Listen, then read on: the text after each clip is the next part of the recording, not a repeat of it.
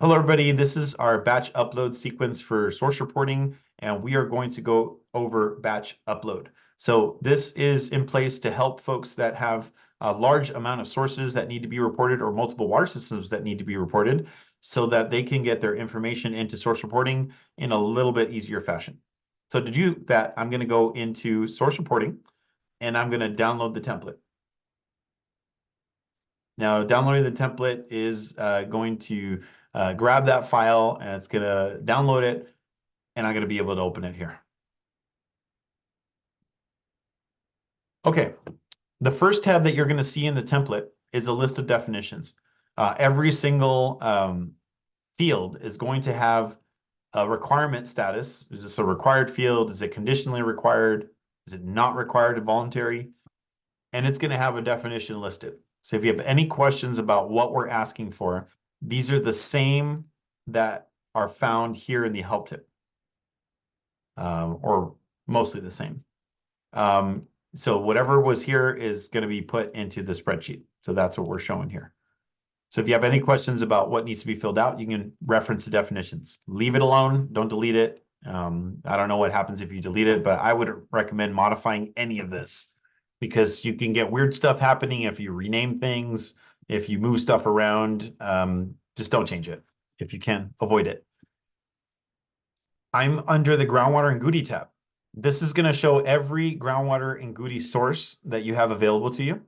And the very first row is a list of the fields. The fields all correspond to fields that are showing in the source reporting tab. And the second row is going to be a list of instructions on how to fill out the fields that are here. So you can see rows 3 to rows 9 are the actual sources that I can fill out. Do not change number 2 and don't mess with number 1 either if you don't want extra errors to come out. Now, these ones here don't change. It says do not change on top. That's the instruction for this field. This is how the system identifies it's your water system, it's this facility ID, and it's for this reporting period start and end date. This is how we identify where to put your data. Okay, so scrolling to the right, I have was this source owner curtailment, and let's say it's no. Now, keep in mind, we have these in very specific format. So if you say no lowercase or uppercase, your mileage may vary. It may not work. Just put it exactly how it shows in the quotes up here. No applicable water source, no misspellings. Don't put weird characters like dashes, dots, 0, because you'll break it. And it's very easy to break this. It's looking for something very specific, and we can't handle every single error, everything that a person can put in here. So we have to be very specific in what we can accept. So let's just say the answer for that one was no. Did you utilize a source during the reporting period? Well, I'm going to show you what happens if you put, no, I didn't utilize that source. And if you put yes for the rest of them. So I'm going to put yes for the rest of them. And hopefully I'll remember that. So if I didn't utilize a source, do I have a static water level? Well, it's not required. But if I put 50 here, I'm going to be required to put a date measured here. Otherwise, it's going to say this data field is incomplete. I can't put a 50 and not put a date measured. But since I put no, this is not a required field. What it's going to say is like, oh, you don't have a static water level. If it's blank, I'm going to put not available on your behalf. So it's going to put not available. So don't try to put NA in here, NA in here. You're going to break it. But you can leave it blank, and a checkbox will automatically be provided for you, and we'll test that out. But of course, you could provide a static water level. There's nothing stopping you from doing that. And if you have that, make sure you pair it. So I'm going to pair it down here just so you see what it is. We're going to put, now the date measured needs to be within the reporting period. And this is March. March 2024. So we're going to put that date in here. And let's just say it's the same thing for all the rest of them. Okay, already starting to fill this thing out. Pumping water level, again, if you add 1, you have to add the date measured, and it's got to be within the reporting period. And if you don't add it, that's fine. It just needs to be cleared, right? Both of them need to be cleared. If you don't want to add it, it'll mark not available. And then if you add it, obviously it'll put it in. So let's put it in so we can get good data. Now, very important, if I put a value here of 25, this does not make sense because you're saying for this well that the static water level, the resting water level is 50 and your pumping water level is 25. This means that my pumping water level is going up instead of going down when I start pumping. It just makes sense. So it's going to error out if you do something like that. Same in the UI. They won't allow you to put a number that's higher from the ground surface, right? That's a higher number than that smaller number, but higher in surface. Here's pump depth. Okay, you don't have to provide that. And I'm going to choose not to provide it for these so you guys can see what happens. And then my potable amount. So if I don't use this source, I didn't use row number 3. So I'm not going to have a value here. And if I put a value for these 3, this is amount produced during reporting period, amount produced date measured, and amount produced unit of measure. If I put any values here, it's going to error out because it's not expecting any data. However, if I don't put values here, it is expecting this data here. Okay, so let's put some dates on here. Now, again, crucial, oops. Let's see, date measured. Ooh, I put the wrong date measured here. Very easy to make mistakes when we're just going along. Okay.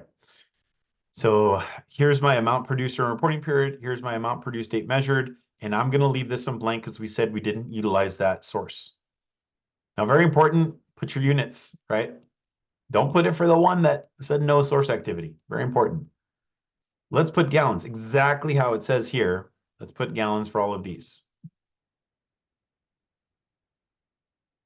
Okay. And we'll put it all the way down. Okay, total pump hours during reporting period. This is very important. There's only a certain amount of pump hours in 31 days. I have exactly 31 days times 24 hours available to me. I have 744. So if you put 745 pump hours, it's going to reject it. It's going to say you can't have that value. So I'm just going to put 500 just to make sure it makes sense. And I have that there. And again, no pump hours for the one I did not use. If you put something there, it will error out. Sometimes it gives you a nice error. Sometimes it just says failed and you have no idea why. Sometimes it's because you put things it's not expecting. Trying to cover those as they come. Instant flow rate. You can certainly provide an instant flow rate for something that's not used if you ran it to waste, but it's not common, so I'm going to leave it blank. But for the others, we have an instant flow rate. And again, we have 3 fields here. We have instant flow rate, and we have instant flow rate date measured. And we have instant flow rate units of measure. Again, I'm going to grab exactly what it says here for GPM. I'm going to put that there, and I copy it over. And then if I want, I can put some test fields here, and this is a source comments field. So whatever I want to put in for the comments for that. And now hopefully we're done with groundwater and Goody. So I have very similar information for source water, but it's actually much simpler. Just going to copy this over because I know I'm going to need it.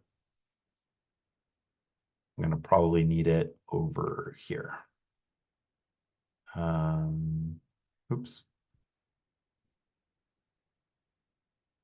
Okay, so for surface water, it's going to list all of the surface water sources here. Again, do not change the first 5 columns because these are how we identify the source. It's going to ask that curtailment question again. Again, my other videos will show you step by step what the definitions for each were, how we interpret those. So that's not the intent of this. The intent of this is to have a fully fleshed out batch upload. Did I utilize it? Let's put yes for all of them down to row 7, I believe. Yes. Okay, here's my water level. I'm gonna put that all the way down. There's my intake level, feet from surface water bottom. Stick that in there. Amount produced. Units of measure first. Let's put this one in acre feet. Why not?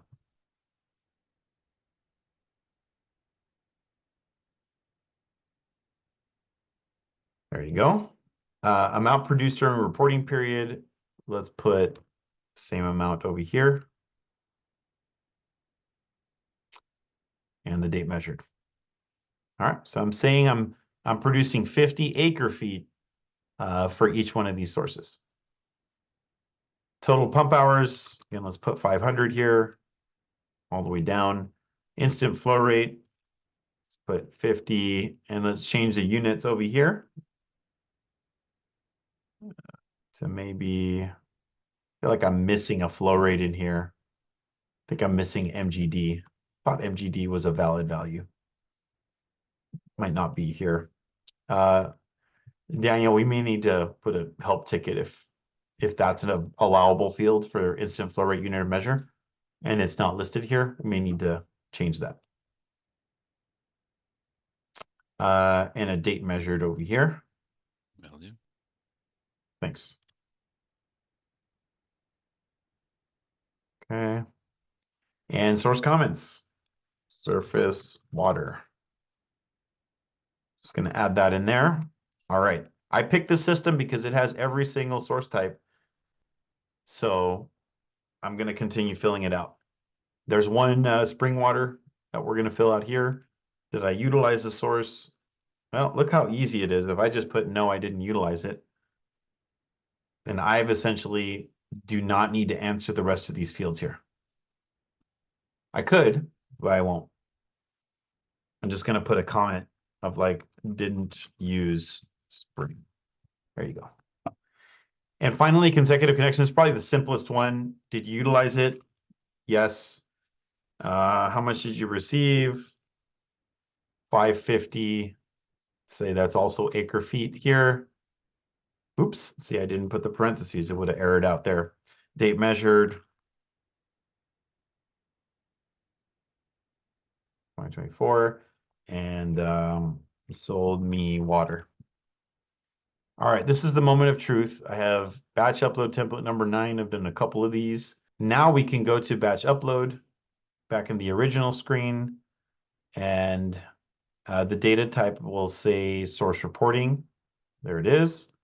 And now I'm going to select my file. Here's my file. And now I'm going to put continue. So this data table mapping here is going to show every tab of information I've just provided. It's also going to let me choose what the target column is and what the source column is. So if these are slightly misnamed, I'm not able to change those here. So if they're slightly misnamed, you will need to rename your target columns to match the source column rows. So like, backwards. You'll need to rename your source column, which is the source file, to match what the target column is expecting to see. So again, using the latest template is going to make sure, like if we change a name to a field, that you're always using the most recent file names or field names. So here's all of the fields I just entered, and all of my data appears to be coming through properly. Here's my surface water. You can review that. You can review your spring water, review your consecutive connections, make sure everything's mapped. If there's any issues with the mapping, I think we have an error message that should show up. But let's see what happens when we try to validate the data. Let's make sure we put data in correctly. But now I've loaded the data. Here's the data right here. Data is validated for 7 records. There's no red marks indicating all of this data is valid and ready to go in. File successfully validated, last chance to back out of it. And if not, it's going to overwrite everything I already have. And now I complete. Now, maybe this is the next loading screen that you sometimes can see. So it's going to take some time to validate all your data. So that might take a couple minutes, probably not 10, but a couple minutes. And then when you actually send it into the server, you're going to see another waiting screen. And definitely, if you have any issues with this, you can email us. If you have any issues with batch uploader in general, include your file that you use to batch upload. We're going to need that anyway to do testing. And we will try to run it in our training servers or in our testing servers and make sure that it's not working there so we can figure out why it's not working. And maybe there's an issue with the file.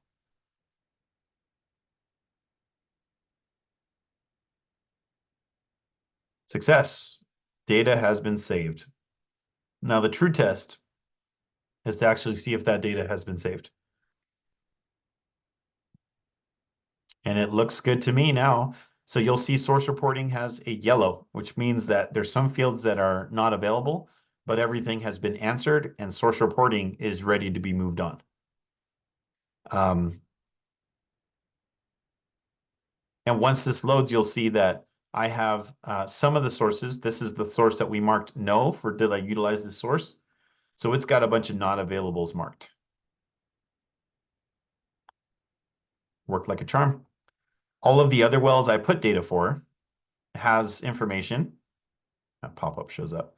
And then the spring water does not because we did not include any information and we said no. And so it marked not available for current flow rate. Very easy way to get through all of this reporting. You saw all these sources that we filled out in one batch upload.